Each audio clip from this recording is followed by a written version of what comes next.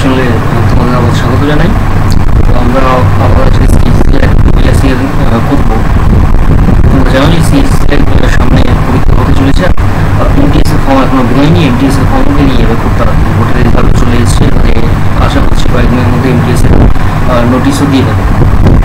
তো সেই কারণেই আর কি এই কোয়েশ্চেনগুলো ইম্পর্টেন্ট হয়ে যাবে। এসএসসি যে কোনো পরীক্ষার ক্ষেত্রেই এসএসসি যে কোনো প্রিভিয়াস ইয়ার খুব বেশি ইম্পর্টেন্ট। আমি যদি বলো এমটিএস এমটিএস এর প্রিভিয়াস ইয়ার করবো, তো সেক্ষেত্রে সেইভাবে হয় না।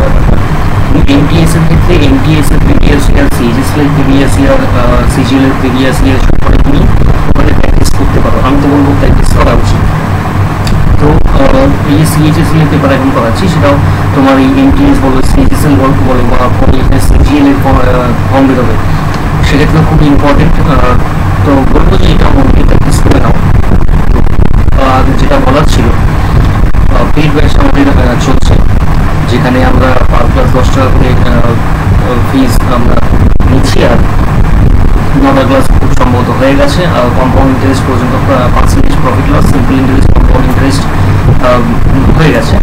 আর রিজনিংও 9টা ক্লাস হয়ে গেছে। তোমরা যদি মানে তোমরা যদি চাও পেইড ব্যাচ নিতে, বা যদি মনে হয় যে বেসিক তোমাদের অতটা স্ট্রং নয় এবং সামনে এই বছরে অনেক কটা পরীক্ষা আসতে চলেছে ভোটের পর, মানে রেজাল্ট বেরিয়ে গেছে এবং সিস্টেম ঠিক মতো জায়গায় চলে এলে আবার ফর্ম বের হতে থাকে, তো প্রচুর ফর্ম আসতে চলেছে। তো সেইখানে বেসিক যদি তাহলে কিন্তু পিছিয়ে পড়বে। যদি তোমরা ভাবো যে বেসিকটা ক্লিয়ার করার দরকার আছে এবং খুব কম খরচায় সেই বেসিকটা ক্লিয়ার করতে চাইছো, তাহলে অবশ্যই আমাদের যোগাযোগ করতে পারো। ডিসক্রিপশন বক্সে আমাদের হোয়াটসঅ্যাপ গ্রুপের লিঙ্ক আছে, তোমরা সেখান থেকে মানে হোয়াটসঅ্যাপ গ্রুপে যুক্ত করে আমাদের সাথে যোগাযোগ করতে পারো। এবার কোয়েশ্চেন আসে, 30শে অগস্টের খুব সম্ভবত এই শিফটটা, এই কোয়েশ্চেনটা দেখো কি বলছে। প্রথম question, Z plus 1/z equal to 4। আচ্ছা,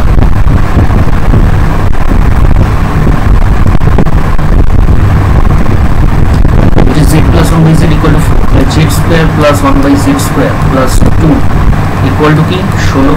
কি করলাম, এইটাকে মানে উভয় পক্ষে স্কোয়ার করলাম।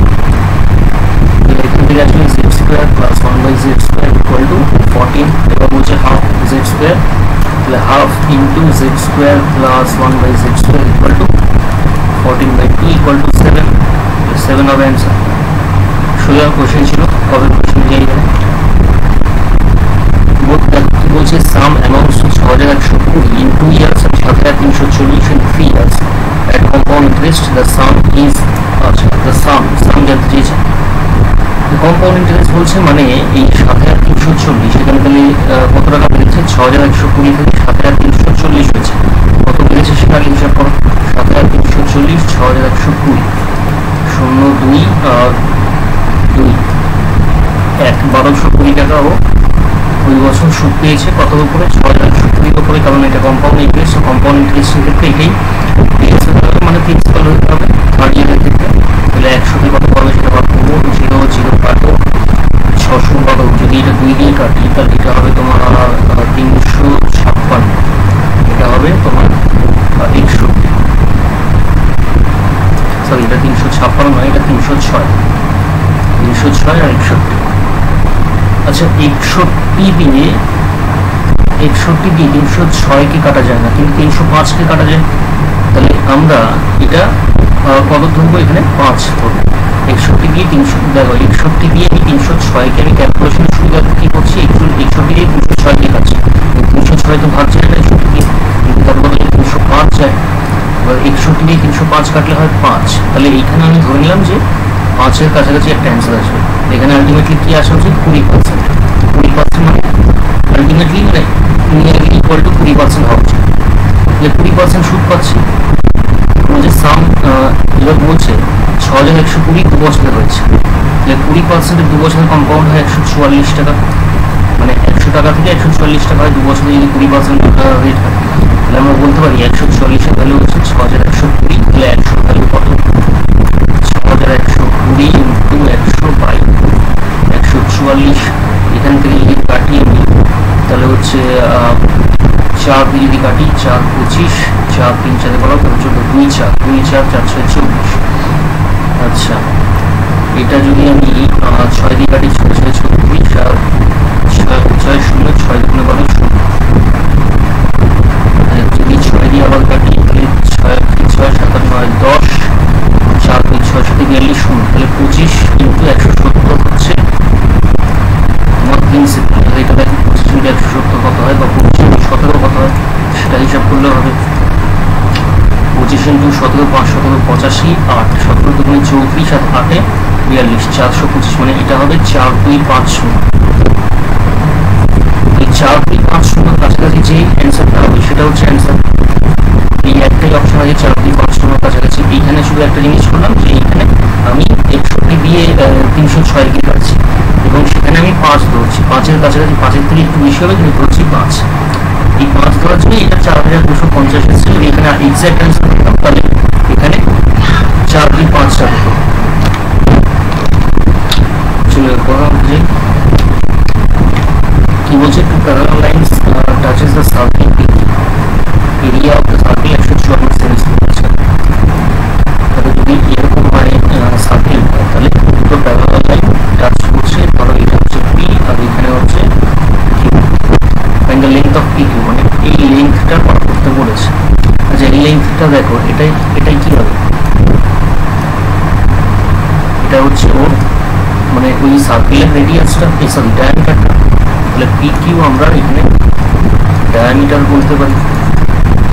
এবার বলছে যে area of the circle is 154 semi square, তার মানে হাফ কি হবে, রেডিয়াস এটা আর ধরে নিলাম, বলতে পারি আমরা আই আর স্কোয়ার ইকুয়াল টু 154, সেখান থেকে r square equal to 154 by into 7/22, 11 দুগুণে 22, 11 12 থেকে 14 4 40, 2 দিয়ে কাটো 7, তাহলে আর ইকুয়াল টু এখানে আমি 7।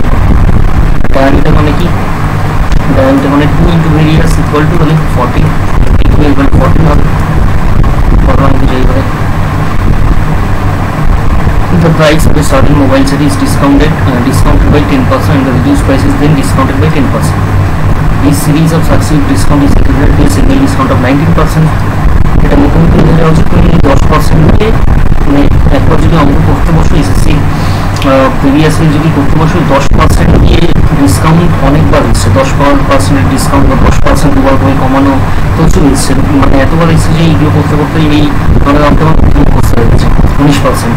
এবার যদি অঙ্ক জানতে চান তাহলে সেটা এইভাবে করা যেতে পারে। দেখো 10% কমলো মানে 10 থেকে প্রথমত 10%-এর ফ্র্যাকশন হচ্ছে 1 এর 10, তাহলে 10 থেকে 1 কমেছে মানে 10 থেকে 9 হয়েছে, আবার 10% কমেছে মানে আবার 10 থেকে 9 হয়েছে, তাহলে এখানে কত হচ্ছে 100 থেকে 81, তাহলে 100 থেকে কত কমেছে 19 কমেছে, তাহলে ব্যাস 19 অ্যান্সার হবে। প্রথম কি find the volume of largest possible sphere circumscribed by a cube।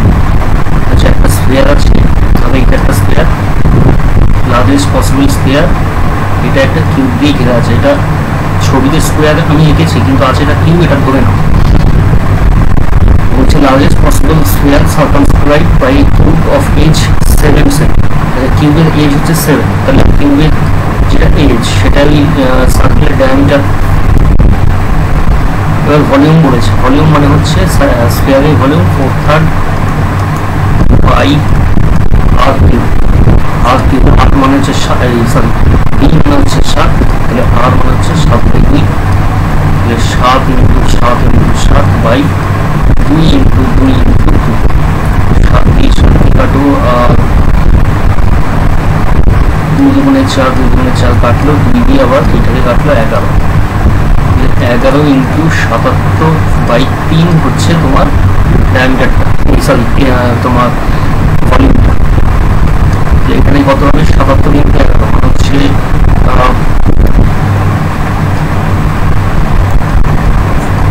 7 এবং 77 7 7 এবং 77 87 84 847 বাই 847/3। আচ্ছা 77কে 11 দিয়ে গুণে ট্রিক আমি এর আগেও শিখিয়েছি কি করতে হবে, আমি এখানে গুণ করলাম তো ঠিক আছে, আমি আরেকটা ট্রিকও বলে দিচ্ছি তোমাদের কি করতে হবে। দেখো 77কে 11 দিয়ে গুণ করছো কত নামবে, এখানে 7 নামবে, আবার 7-এর সাথে 7 কত যোগ হয়ে কত হয় 14, 14 এখানে কত নামবে 4 নামবে, আবার 7 আর 7 হলো 1, তাহলে 7 আর 1 কত নামবে 8, 847 তোমার 77 কে 11 দিয়ে গুণ করছো, তাহলে এর 3টে পা আগে তৈরি করো, দিয়ে এই যে 7 আছে 7 এখানে নামবে, আবার 7-এর সাথে 7 যোগ হবে, কত হবে 14, 14 4 1, আবার এই 7 একা নামবে, তাহলে প্রথমে এই 7 একা নামছে, তারপর এই 7 এইটা যোগ হচ্ছে, আবার এই 7 আছে সেটা একা নামছে। 847/3 এটাকে এবারে ভাগ করতে হবে। আচ্ছা এখানে কি হলো, একটু সমস্যা হচ্ছে, সরি এখানে এটা ভুল হয়েছে, এখানে 7 × 7 77 নয়, 7 × 7 49, খুব বাজে ভুল হয়েছে, এটা ফাঁকে দেওয়া। এই ধরনের ভুল পরীক্ষাতেও হতে পারে, তখন কি করবে বলেছি, জাস্ট কোয়েশ্চেনটা স্কিপ করে পরের কোয়েশ্চেনে চলে যাবে, বসে থাকবে না কোয়েশ্চেনে কোথায় ভুল হয়েছে সেটা ধরার জন্য।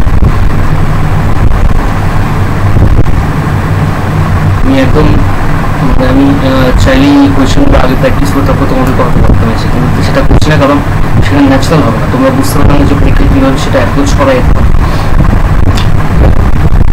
কি বলেছি, 4/3 বাই 7 × 7 × 7 বাই 2 × 4 4, 2 কাটো 11 11, 7 × 7 কাটো, এখানে হবে 49 × 11 বাই 3, 49 × 11 বাই 3। আচ্ছা এবারে 9 11 99, তারপরে 4 × 44 539 বাই 3, এটাকে দেখো কাটো, 3 অক্ষে 3 4 5 2 3, 3 সাথে 21,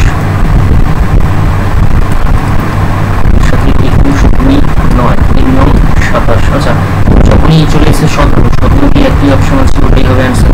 চলো প্রথম থেকে triangle DEF, DP is the bisector of D। আচ্ছা DEF ওই একটা তোমার triangle DEF, DP is the bisector of angle D, এটা হচ্ছে DP, ধরে নাও EF মিটিং এট P, DE হচ্ছে 14, DE এটা হচ্ছে 14, আর EF হচ্ছে 21, EF 9, EF মানে এই পুরোটা হচ্ছে 9, ফাইন EP। আচ্ছা দেখো সিমিলারিটি কি বলে, আমাদের সিমিলারিটি সূত্র থেকে আমরা জানি, বা সিমিলারিটি থিওরি থেকে আমরা জানি, EP by PF equal to DE by DF। আচ্ছা এবার DE কত, DE হচ্ছে তোমার 14, DF হচ্ছে 21, মানে 7 দিয়ে কাটো 2, 7 দিয়ে কাটো 3, ইকুয়াল টু EP আর PF। এবার EP জানতে চাইছি, EP এর ভ্যালু কত হবে, তাহলে E আর P রেশিও, বা মানে এখানে যদি করি আমি EP is to PF equal two D is to 3, তাহলে EP এর ভ্যালু হচ্ছে 2 by 2 plus 3 into 9 equal to 18 by 5, মানে হচ্ছে 3.67। এটা হবে তোমার অ্যান্সার। ধরো হচ্ছে the value of cosec square beta minus 1 into sec square beta minus 1, cosec square beta minus 1 এটা সূত্র আমরা জানি, cosec square theta minus cot square theta equal to 1, তাহলে সেখান থেকে আমরা পাই হচ্ছে cosec square theta minus 1 equal to cot square theta। তাহলে এটা আমরা কি লিখতে পারি, এটা আমরা লিখতে পারি cot square theta। আবার আরেকটা কি জানি, সেটা হচ্ছে sec square theta minus tan square theta equal to 1 জানি,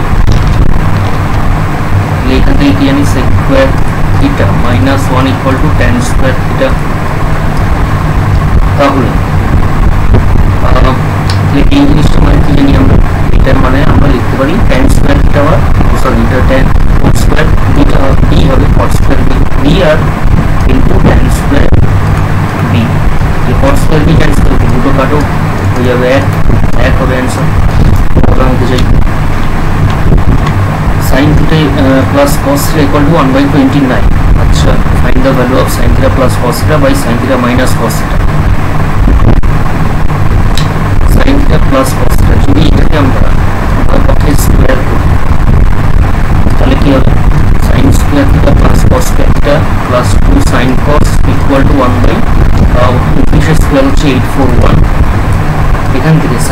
স্কয়ার প্লাস কস স্কয়ার, এটাকে 1 লিখতে পারি, প্লাস 2ac ইকুয়াল টু 1/841। এখান থেকে আমরা লিখতে পারি 2ac ইকুয়াল টু 1/841 মাইনাস 1, তাহলে 2ac আমরা বলতে পারি 840/841, আগে একটা মাইনাস আসবে। এইবার আচ্ছা, সাইন মাইনাস কস আমরা পাবো, দেখো সাইন মাইনাস কসের স্কোয়ার কত সেটা আগে দেখি। Sine square plus cos square minus 2 sign কস, এটা ইকুয়াল টু 1 মাইনাস 2ac, বা 2ac ভ্যালু হচ্ছে মাইনাস 840/841, এখানে minus of minus 840/841 equal to 1 plus 840/841 equal to তোমার 1681/841। আচ্ছা, তাহলে সাইন মাইনাস কসের হোল স্কয়ার হচ্ছে 1681/841, তাহলে সাইন মাইনাস কস কি লিখতে পারি 1681 মানে হচ্ছে 41 স্কয়ার আর নিচে 19। এবারে বলেছে সাইন, কোয়েশ্চেনে বলেছে দেখো, আচ্ছা এবারে কোয়েশ্চেনে এখানেই সলিউশন করে সাইন প্লাস কস মানে বলেছে 1/29, সাইন মাইনাস কস এখনই আমরা বার করলাম কি সেটা হচ্ছে 41/29, এটাই বসে দিয়ে এখানে 41/29, এটা ইকুয়াল টু কি বসাতে পারি 1/29 ইন্টু 29/41, 29 আরো 1/41 অ্যান্সার। এইভাবে অঙ্কগুলো অ্যাপ্রোচ করতে হবে। দু একটা অঙ্ক দেখছো একটু ক্যালকুলেশন বেশি আছে, তো ওই ক্যালকুলেশনগুলো একটু সহজে বা ঠান্ডা মাথায় করতে গেলে আমাদের বাকি যে অঙ্কগুলো আছে যেগুলো ক্যালকুলেশন অত ডিসার্ভ করে না সেখানে ক্যালকুলেশন আমরা কম করব। তো এই ভিডিওতে এই অবধি, আর পরের ভিডিওতে কন্টিনিউ করছি। চলো টাটা।